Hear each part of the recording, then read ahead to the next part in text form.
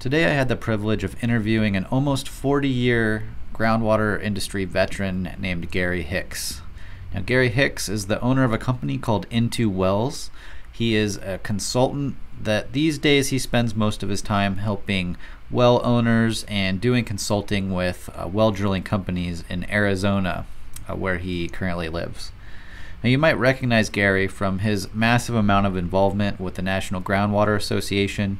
In fact, he was the McElhenney Lecturer in 2019, so the last live Groundwater Week event that we had. He was one of the main speakers. And he's also been doing some podcasts for wellowner.org, and he's constantly writing articles and whatnot for the National Groundwater Association. So chances are you've at least come across his work, even if you aren't exactly sure who he is. Now, in this interview, it's pretty casual. I just asked Gary about his background, about his business and how it's changed over the years. And Gary shares some of his perspective. As someone that's been in the industry for a while, he's seen a lot of things. He's able to see the long-term trends, and so he shared some information about that I think you might find very interesting. I met Gary just a couple years ago when I was doing some research on the groundwater industry as a whole to see if it was a direction that I wanted to go with my marketing company. And upon doing research, I found a bunch of articles that were talking about technology and the changing trends in the industry, and it became pretty clear that Gary was an expert in this realm. And upon reaching out to him, I discovered that not only was he very knowledgeable, but he's very accessible, because he discovered, a while back that putting out content and participating in the industry was a fantastic way to grow his own business, and so he continues to spread that message about. I've worked closely with Gary on a couple projects now relating to marketing for water well contractors, and he's been a huge help in identifying what's important when it comes to the image of a groundwater company. I hope you enjoy this interview. I hope that it's valuable for you and maybe even a little entertaining. If you have any questions, drop a comment in the comments section and I'll do my best to answer. And I'll also include some links to Gary's website, some of the ebooks and articles and podcasts that we mentioned during this interview. Thanks for tuning in and enjoy. All right, welcome everybody to this episode of my podcast with Gary Hix.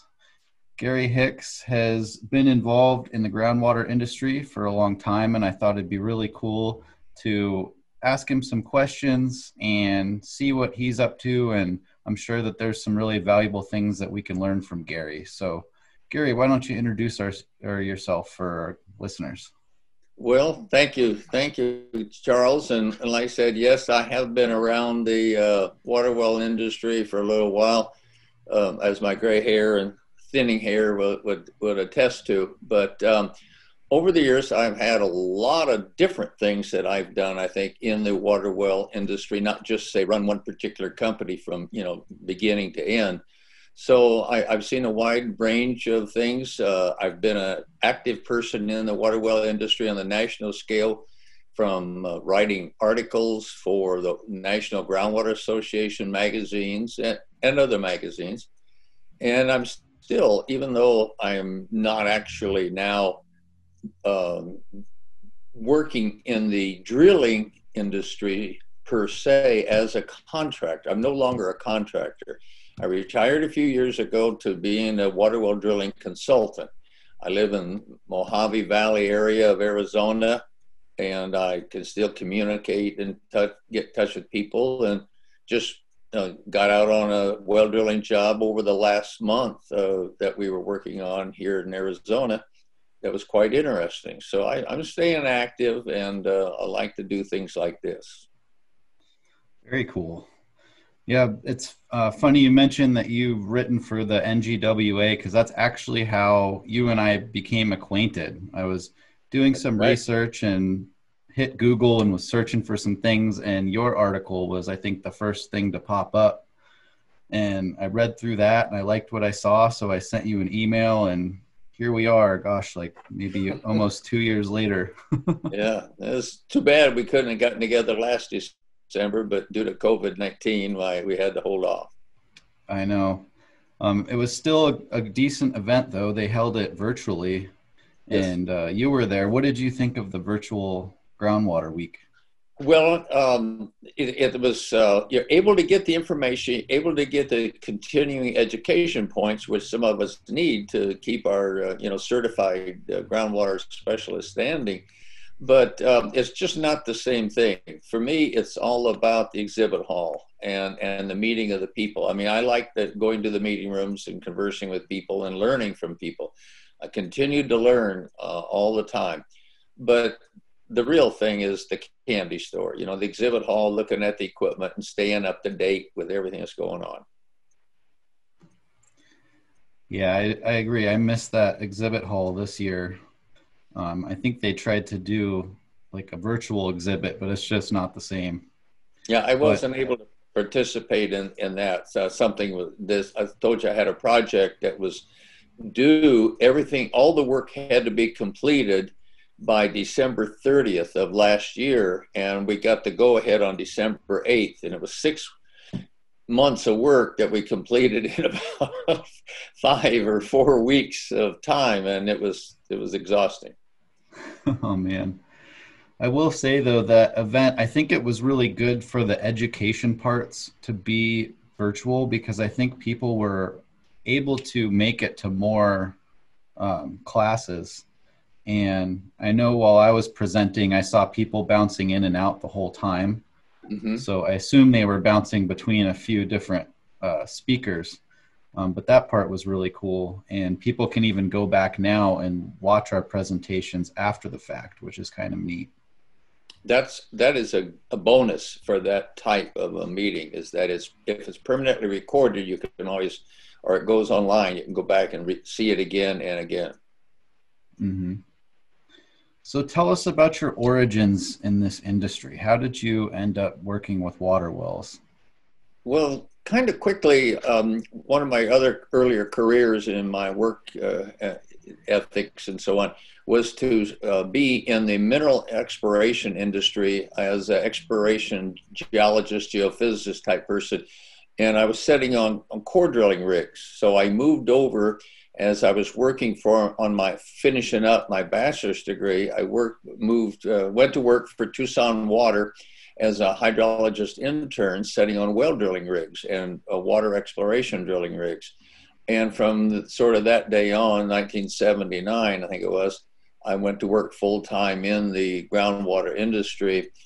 And then later, I was hired away from Tucson Water to go to work for one of the water well drilling contractors that did a lot of work for us. So I became a salesman in the water well drilling industry. That was my first probably real career on the contracting side of the business. And from there, it just grew until finally one day into the 1990s, I started out on my own because the environmental well work was the big thing going on at that time. And I started my own environmental service company as a contractor. And then that went along very good for a number of years with all the environmental cleanup and investigations that we had to do. But in time, that seemed like it slowed down and it just didn't fit the model of the business that I wanted to run. So I slowly transitioned my company over and changed the name to a water well or well and pump company became active in the domestic water well service and pump installing business. And that just and all during that time, I was writing these articles for the Water Well Association and being involved with teaching classes to private well owners and to other people. So it's just kind of all gone along until about 2006, I sold that that water well pump company and retired to mainly doing water well inspections for the sales and transfers of real estate. And that was very good for me for just a single individual working by themselves, doing that kind of consulting. But I was in a metropolitan area where there was quite a bit of sales and transfers of real estate. But after 2017, I really retired, moved away, and I'm now in an area where there aren't a lot of sales or private water wells. So I just do that on the side, but still consult to water well drillers or people. I do a lot of answering the phone and talking to people, answering their questions, and trying to give back to the industry and to everybody in general. Very cool. You have a funny use of the word retired. Well, thank you. I don't want to just totally quit. I'm just not geared to set, and fish or play tennis or cards or anything. So I'm going to keep doing, as long as the phone keeps ringing, I'll keep answering it and helping people out. That's good. I'm glad to hear that. So you said 1979, so it's been quite a while. One thing that strikes me about this industry is there a lot of companies that are pretty old, over 100 years old. I think I've even run across a couple that were over 200 years old. So these businesses have been around for a long time. And, how have you seen the industry change, or has it changed much in the time that you've been involved? Well, just in the short time that I've been involved, my first water well I watched being drilled in 1951. I've talked about that in some presentations I've done.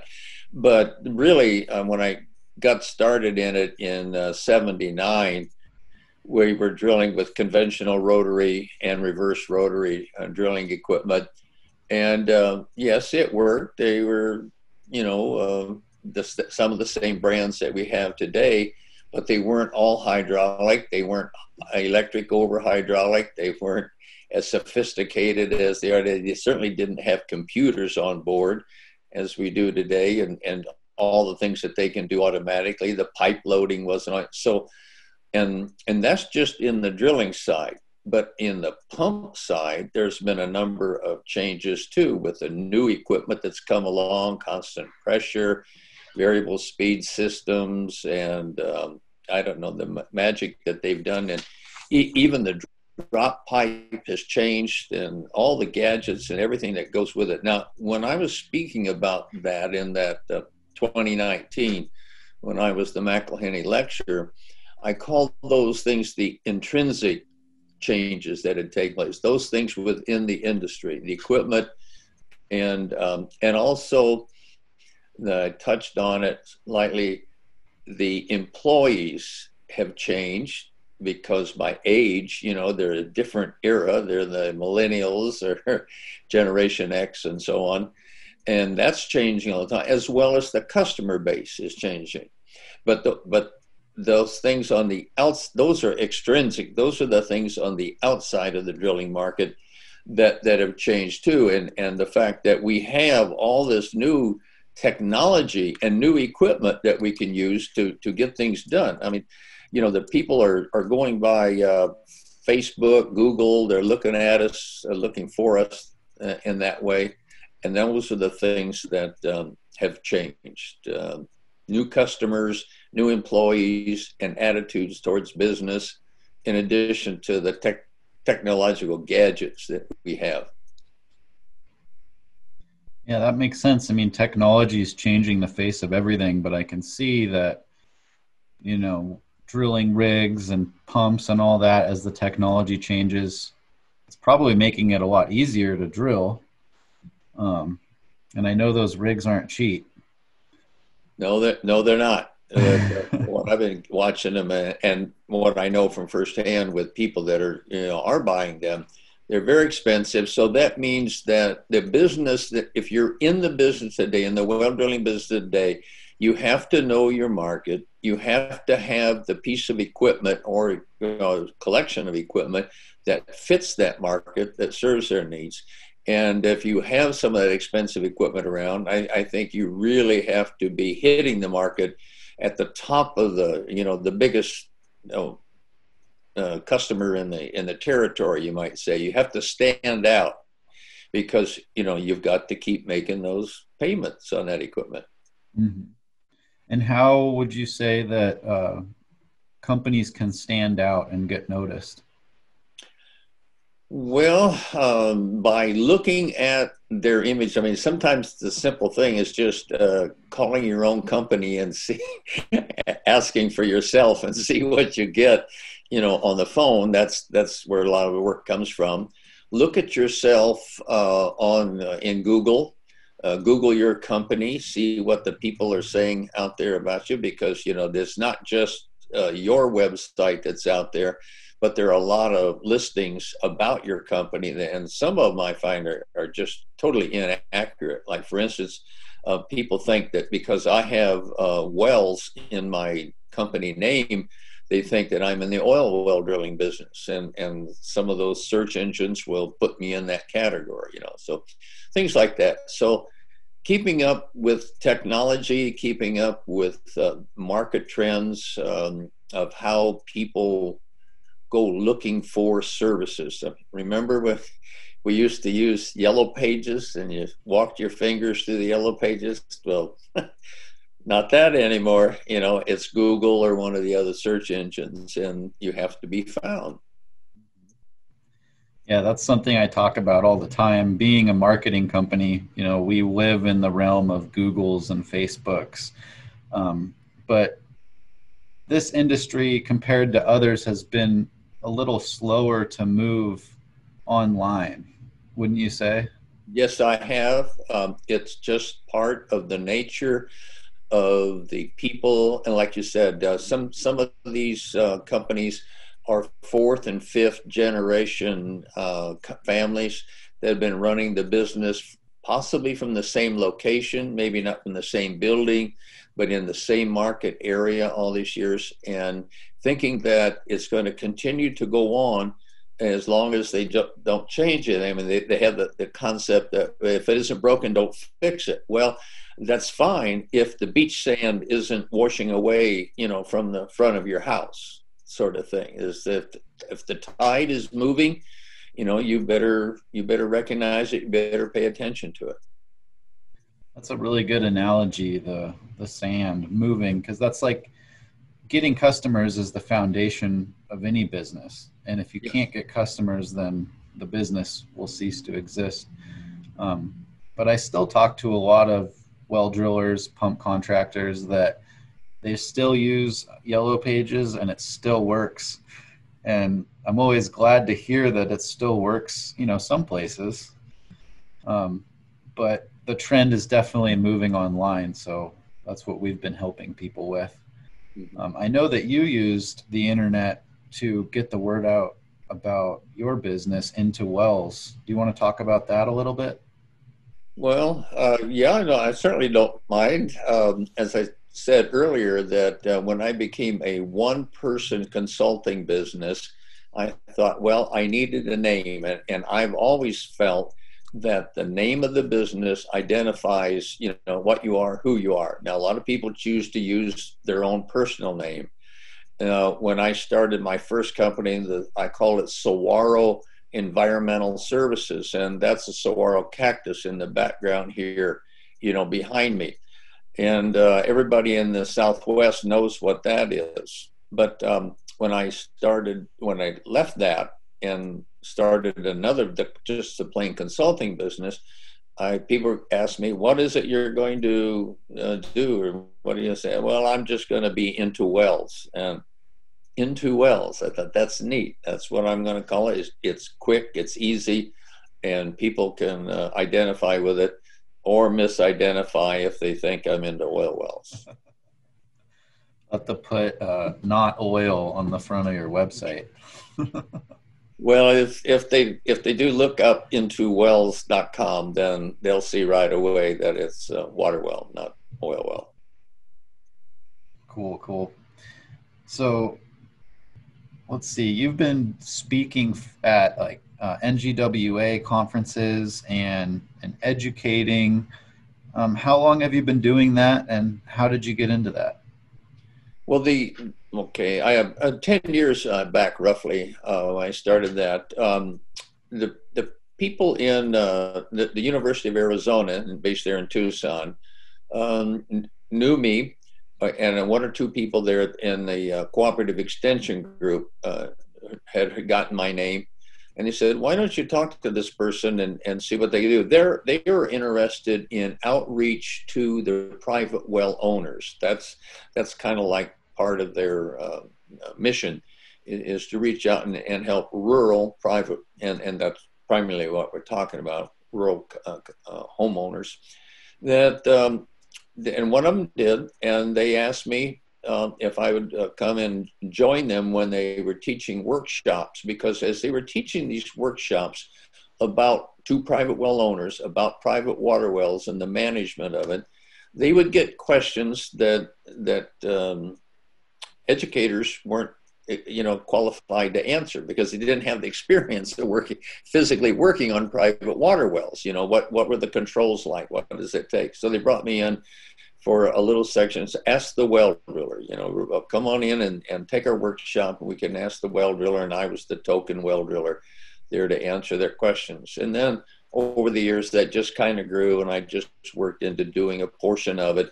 And then one of the parties left that program, and I took over that position of teaching geology, hydrology, and the portion of it about water wells. And that was very rewarding. I really enjoyed doing that. And if the program were still in existence today, I could still be willing to participate, but I have to do it like this, Zoom. I can't just travel to the other side of the state to put it on a 4-hour workshop.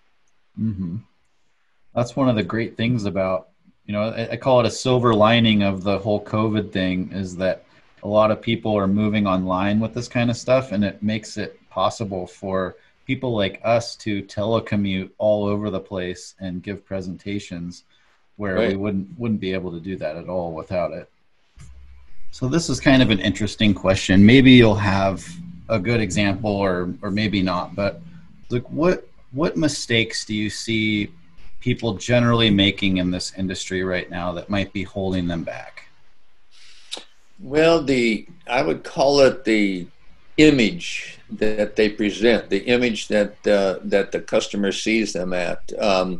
Sometimes I think it's everything from their office to their yard or to their equipment, and to some extent, not so important, is the way the employees are dressed. I mean, let's face it, today when you look out and watch the cars and vehicles go by, you see service trucks for plumbers and electricians with beautiful signage all over the side of it, the graphic arts and so on. And water well industry is now kind of been always, well, we'll just take it from this site and go to the next site. It is what it is. I mean, it is rough, hard equipment. It's different. The drill rigs especially, they get very dirty. Pump hoist, you can keep them a little cleaner. You could put your name and your signage on there. And in some places, it's required that you have a sign on if you're a commercial operation. But I kind of encourage people to clean up, the yard where they store all their stuff. So if people do go by and see it, or if they come there, they'll be, pleasantly impressed. Clean up their physical, appearance of the equipment as much as they can, and then improve their communication skills. When the customer does call, get right back to them in a timely manner, have everything ready, or be able to answer their questions about, when could you do this work? What would it take? How much would it cost? And then give them some sort of a presentation. The other and probably single biggest thing that I would fault most private water well companies for is not using a written contract. They're still doing somewhat of a handshake or a sign signature on something, but so many times, and I do get involved with these because I do help or work as a litigation support person. Sometimes it's for the well driller, sometimes it's for the customer, but this is a different society today, and when things don't go right, they're going to be tempted to ask you to drill that well again or do something, so it's a litigious society, and we have to be prepared for it. And the best way you can do that, protect your company, is to have a good written contract, and then comply with the terms of that. Mm-hmm. That's some really solid advice. It's one of those things that you never really care about until you really need it. And most people, they go through that one time and then they get a really good contract made, Yes. Yeah. But that's learning the hard way, and it can be very expensive. Yeah. Mm-hmm. Is the contract side of things, is that something that you've talked about in your presentations or workshops? I have given a couple presentations and written some articles for the Water Well Journal about contracts and specifications for well drilling projects. I do write them or author them myself here locally, and I'm a registered professional geologist. That's part of the kind of work that we do. But yes, I do believe in it. And then what I'll do for the contractors, when they get one that's, you can measure, the contract or the bid package is about 2 inches thick, is read through it with them and figure out just what it is that they're going to have to do, and what the words in there mean or might mean, and help them estimate the cost for performing those things. But contracts are necessary, and it's probably just the better way to do business today. It's unfortunate. Yeah. I know, at least in Idaho, the verbal agreement is still binding, but then it turns into a he said, she said type of thing. Right. And that's when they call me in to figure out what did he say, or what are those words, or what did the understanding mean. But yes, and I've been to Idaho to help a contractor in court because of something that went wrong in the drilling project. It's different. On that subject, off the top of your head, what are some of the things that you've seen go wrong, like more than once? Like what can go wrong in that situation? Well, the typical things that I see are the customers are unhappy with a well that doesn't produce the quantity of water, that they were expecting or led to expect, or it simply isn't there at all. But, they drilled the borehole and maybe made a well, maybe didn't make a well, and there's little or nothing there. So now there's a cost. They paid for that, but they haven't gotten anything. Other contracts on the technical scale, or more industrial commercial size or municipal side, is a vertical alignment, that people will drill a well and it found water and so on, but you can't get the pump down there to get it out because the alignment isn't plumb enough. That's a fairly common thing, just part of the work.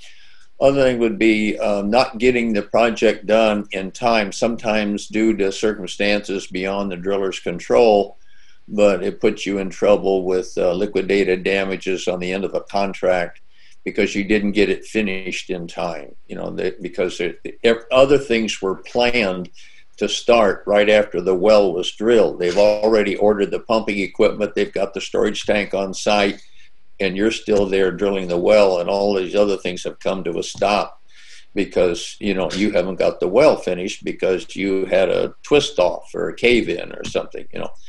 Just, those are three things that I can think of that are fairly common. Okay. That's good for listeners to be looking out for those kinds of things. I'm sure some of them have dealt with those exact situations before. Mm-hmm. You mentioned there not being water, so this is something that I wanted to ask you. I want to ask you about water witching. Like, what do you think about water witching? Well, I loved it when my customers for domestic house wells had their property witched and or doused, whichever one you want to call it, and they told me where to drill the well.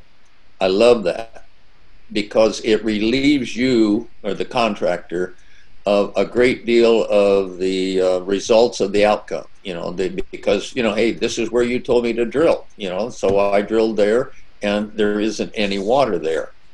Now, my earlier career as a geophysicist, where I used electricity and sometimes, as they used to say, black boxes and mirrors to decide where the ore was, I'm kind of a believer in the science part of it, and that we can do that with a method that I can comprehend or understand. I can't quite, or not yet, figured out what the phenomena is or what it is that dowsers do that enables them to locate water. Sometimes better than 50% of the time, but because I've had both success and failures, with following the dowsers to do it. So it's a thing, it's something I'm always asked about it wherever I teach, whatever I talk about, whatever I'm saying, everybody wants to know. And I've worked with people that absolutely believe in it 100%. I don't think it's something that the drilling contractor themselves should do, because the more input you have into the location, the design, the construction, and the execution of the well drilling, I think the more responsibility you have for the outcome. Yeah, that's a really good point. I can relate, just coming from the residential construction industry. It's like when we're working for like an architect or something and they tell us exactly what they want us to do, it's like, okay, cool, we'll just do that. We're not responsible for the results. Mm-hmm. But it sticks out to me. When I was at Groundwater Week in 2019, I met a guy, had been drilling for decades, and he was 100% certain that the witching technique works. And it was very interesting listening to him tell stories about it. Well, it could come down to southern Arizona, southern California, desert area, and try it out.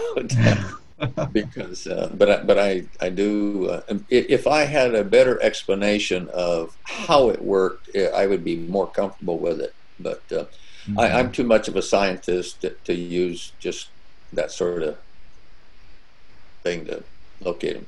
Yeah, I can. I love it. I love it when someone else has done it for me when I'm working as a driller. Makes sense.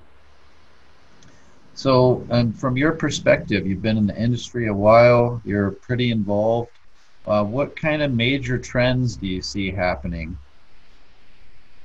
Well, as I touched on some of them, I think while we've been talking is that, the trend is going with the changes that are taking place inside the industry, where they're making drilling somewhat easier, pump installing very easier, it's safer, all that. There's so many different tools and new products and so on, and longer, I think, better operation of the equipment and so on, and can supply water better to the homes and so on. So there's all those things, but there's also the changes that are taking place outside there, where the customers are different and the employees are different. When I got into the later stages of my company, running my own company, the employees that I had could hire, or would be willing to go out and do pump work and that, they were different than what the ones we started with, many years before, or how I looked at it when I was young and doing that. So I think the best thing I could say is that it's almost essential to have the knowledge of how to do the work, drilling, pump installing, maybe, the dowsing or whatever they want to do, but and the knowledge of the industry. But you also have to be a people person. You have to be a person, a manager, a people manager, because if the people are not happy, can't keep them happy, they don't stay around, it's a very high cost turnover of employees and so on. And they can also cause a little bit of damage to you if, you know, they are not kept happy. So you have to be a people person and a people manager. So getting some background or some training or some experience in personnel management is my recommendation for the future. That's a good tip. I've heard, you know, murmurs that it's really, really hard to find good people now. Are you seeing that? Well, because I'm not in the market of hiring anyone right now, I'm not seeing it, but I'm hearing it. Yes, Mm-hmm. I'm hearing it from the people that I talk to, that they'd love to get the work done. They'd like to get out there today, but the people don't show up that they do have, don't show up for work on a regular basis, or they work a while and then they quit and so on, or, you know, they just can't find, especially in isolated areas. You know, when you're in the really rural areas with low population density, you don't have a lot of choices to choose from. Maybe that's why family owned businesses with, you know, family workers are so popular, you know, in the western part of the country anyway. But yeah, I think that finding and hiring and keeping good people is what's going to be the challenge for contractors in the future. Why do you think it's difficult to find and keep good people? I mean, you just mentioned that rural areas you don't have a huge labor pool, but you know, why do you think that is? Well, I don't know. I think a lot of people just don't care for the hard, physically hard and dirty work that we have to do. I mean, if you could have seen me last week, you know, driving down dusty roads, you know, for 35 miles, and everything is just covered with dust, and you know, you're walking in muddy water and stuff up to your ankles and so on. It's not, and then there's the physical work of, you know, wrenching the things, drilling rigs. I mean, yeah, the drill rigs a lot of them are pretty much, you know, hydraulically or electronically driven, and takes away a lot of the hard work. But still, there's, you know, moving that stuff around and out in the hot sun and the wind and the rain. You know, it's just not everybody's cup of tea. Mm-hmm. Yeah, there's a lot of jokes right now in like the construction industry it's like in 10 years from now it's going to be the plumbers driving around in the Mercedes and the BMWs, because there's just not enough people wanting to do this kind of work, that the prices keep going up. Mm-hmm. Are you seeing a similar thing in the well drilling industry? I'm told that people working in the well drilling, I'm talking about maybe the drillers and the first hands, you know, that are out there every day and traveling around, living, you know, like in motels and hotels and various things while they are away from home, can make, you know, $180,000 a year. You know, I mean, there's good money to be made in the business, but it's not everyone's cup of tea. And I don't know if I could tell you why I feel that way and so on, but that was the topic of my master's degree. I did a thesis on the motivational factors of individuals engaged in field work, and I surveyed people and asked them the questions, and I learned from that, you know, what is it that can keep you happy while you're so miserable out there in the field? And what did your research? It's not just money. What did your research tell you that is, besides money? Well, recognition and respect and control, the ability to see the job from beginning to end, not just working the controls or driving the water truck, you know, just doing that part for the thing. I mean, yeah, driving the water truck is an essential requirement, you know, for these drilling projects, but maybe that person really would like to grow a little bit more and expand and get out of the truck once in a while and work on the drill rig, or do the planning, do the logistics, get the materials and supplies out there. You know, what what my survey that I did in '83 would be like if I did that survey today. It's hard to say. I'm not going to do another one, but it would be interesting to see and compare the differences between the motivational factors of individuals in field work, hard field work then versus today. That would be very interesting to do a similar survey today. Maybe there's some way we can make it happen. Mm-hmm. Well, you can go for your master's degree in management. I would bet that a lot of the results would probably be pretty similar today than they were then. Well, one of the things that made people happy at the time, that was a bonus. There's always those little things that you like to be able to do, was to give them their own cell phone. Now everybody has one. And today's cell phone management is one of the problems with employer has. Whether he has two of them, one for company and one for personal. Things like that. It was interesting, and I don't know, maybe today the kids, the employees, especially if they're the younger individuals, would just be happy if they could have their own iPad with them or something all day long, or company iPad, that might be the thing to make it work. I don't know. Yeah, just no watching YouTube all day. No watching YouTube. Yeah. No, that's. So, where do you see this industry being like 50 years from now? Do you think it'll be mostly the same, or you think it's just going to be? I won't be seeing it 50 years from now. I know, but just imagine. Do you think it's going to be? Maybe drilling on the moon, a few guys, but maybe even drilling on Mars. Who knows?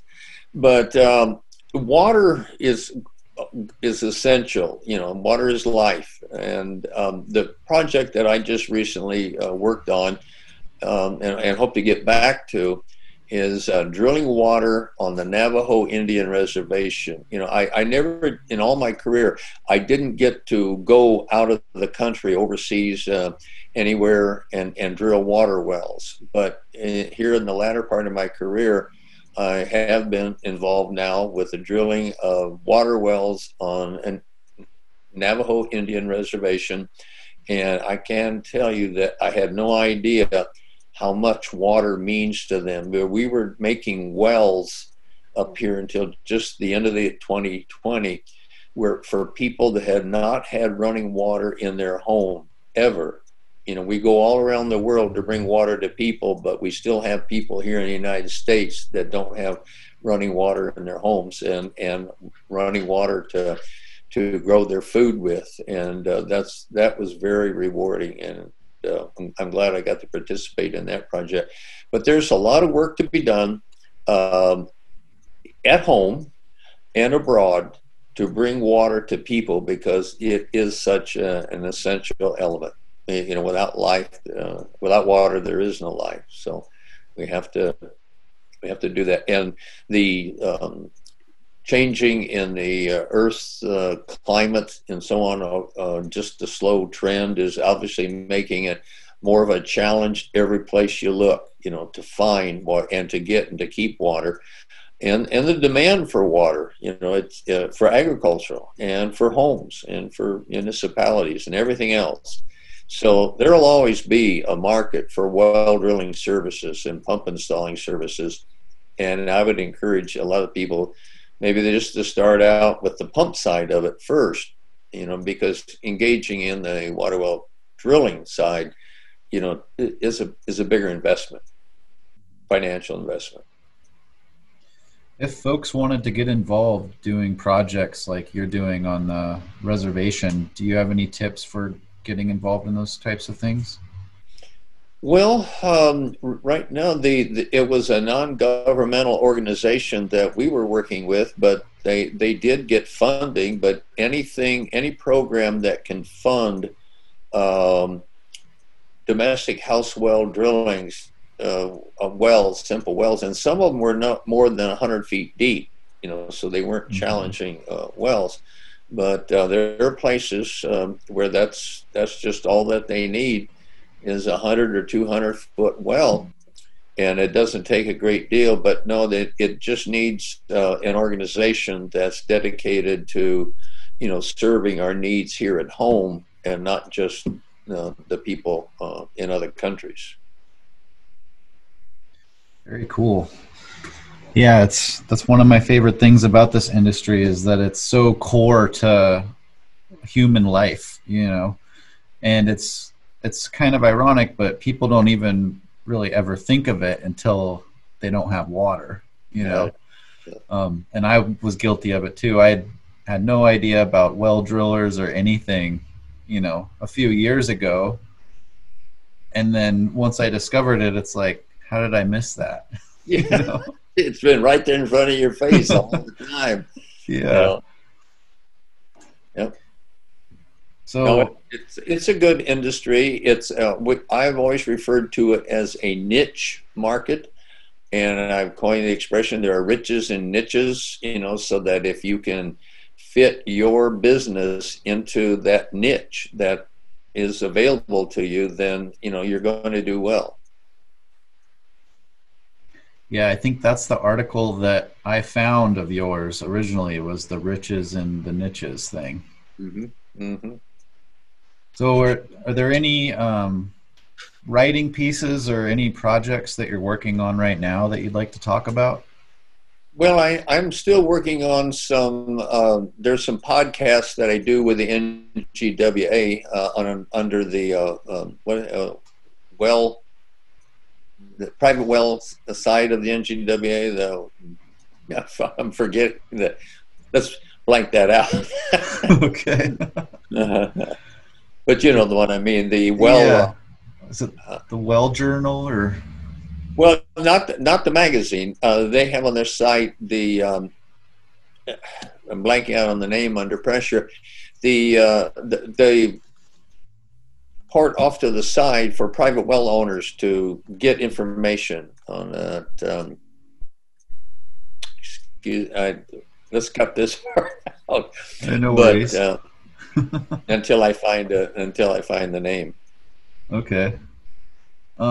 What about ebooks or anything else that you're working on? Well, thank you for mentioning that, Charles. I've written 2 ebooks. I'm not working on a third at the moment, but the first one was designed for private well owners and realtors because I felt that I was teaching to realtors, and I thought that realtors really needed to know more about the rules and regulations and about private water wells, because they don't get that in their core curriculum. So that was designed for realtors and mortgage lenders and that.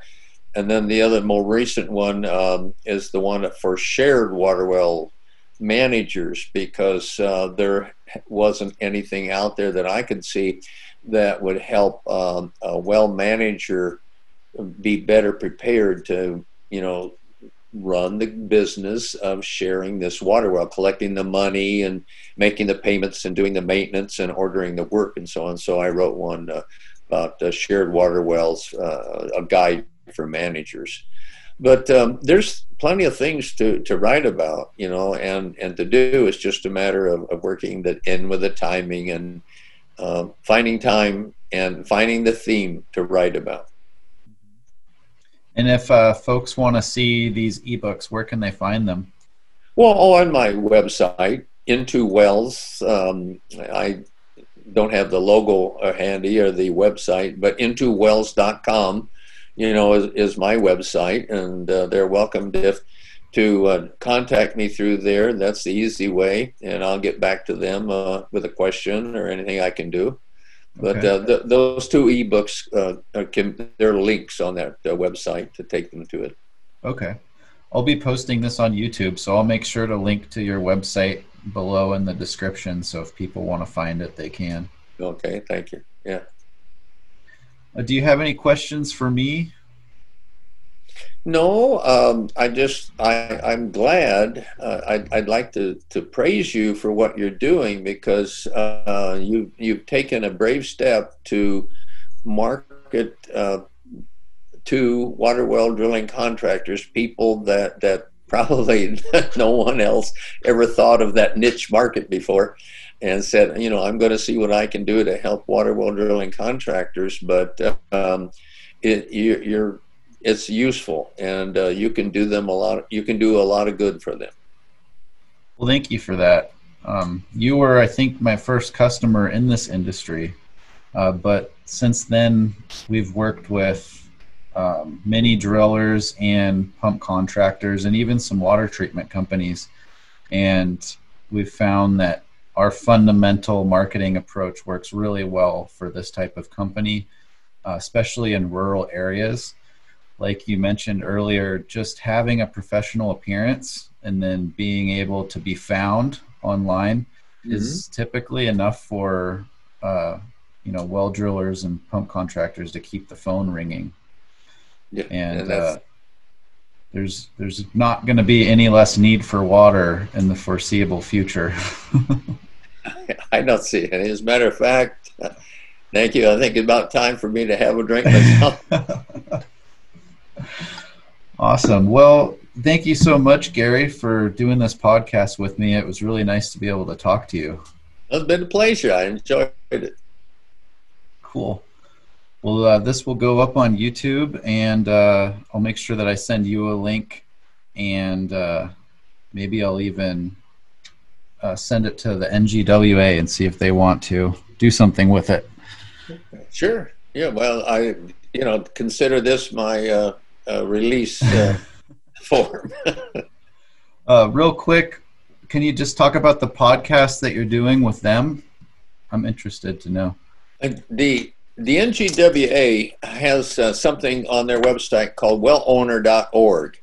And wellowner.org is a side of the National Groundwater Association that is leaning towards answering questions and providing help to private well owners themselves. And I've written and done some articles or done some podcasts like that, or written some presentations that they make into a podcast and put it out there for them. And it's about once a month. And I think I've done 4 of them now, and I'm working on another one. So it's about once a month or so that I get something out there for them. Okay, cool. Well, I'll track that down and stick a link in the description as well so people can check it out. Wellowner.org. All right. Do you have any last words for our listeners before we take off? Well, for whatever, just thanks for the opportunity. It's been a pleasure talking to you and working with you. I'm glad I got to know you, and so keep up the good work, and we'll call me anytime. All right. Sounds good. Well, thank you again, Gary Hix, Into Wells, and I'll catch you on the next one. All right. Bye now.